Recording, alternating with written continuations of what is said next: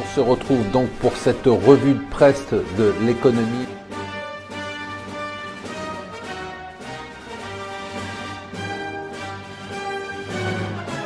Bonjour et bienvenue sur Mon Financier pour la revue de presse de l'Écho. Nous sommes le mercredi 14 septembre.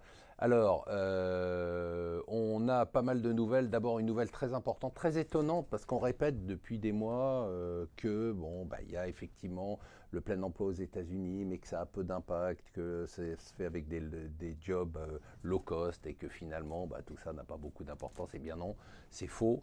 On vient d'apprendre hier, on a eu un rapport spectaculaire qui est sorti et qui dit que le revenu médian des Américains a flambé de 5,2% en un an. C'est quand même très spectaculaire. On n'a pas vu une telle progression depuis que cette mesure existe, c'est-à-dire depuis 1967.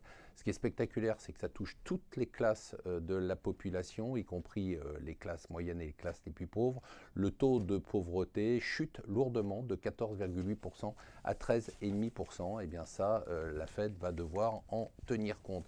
Le scandale Alstom, c'est-à-dire qu'il y a tous les jours, on perd des emplois partout en France, des centaines d'emplois sans que personne ne réagisse. Et là, sous prétexte qu'on est avant les élections, que c'est quelque chose de médiatique, on est en train de s'exciter sur ces 500 emplois. Je ne dis pas que ce n'est pas grave qu'il y ait 500 emplois qui soient perdus. D'abord, on a proposé à ces employés de se relocaliser à quelques centaines de kilomètres de là. C'est dur, mais ce n'est pas non plus la fin du monde. Mais surtout, on est en train de créer des commandes fictives de la part de la SNCF et de la RATP pour essayer de relancer cette usine juste pendant quelques mois, jusqu'aux élections. Ça va coûter quelques milliards, oui, quelques milliards pour des produits qui ne servent à rien.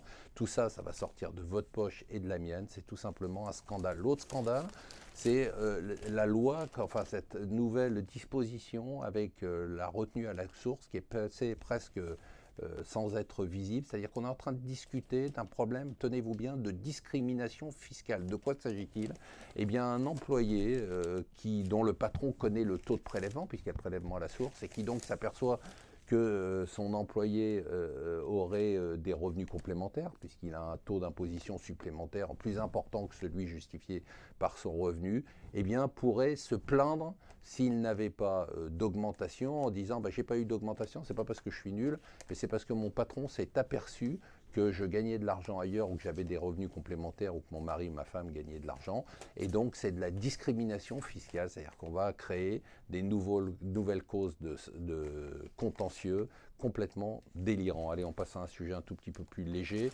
Le marché des bonbons qui marche bien grâce aux adultes. Alors la mauvaise nouvelle, c'est que Haribo vend un bonbon sur 3 en France. Haribo, c'est allemand.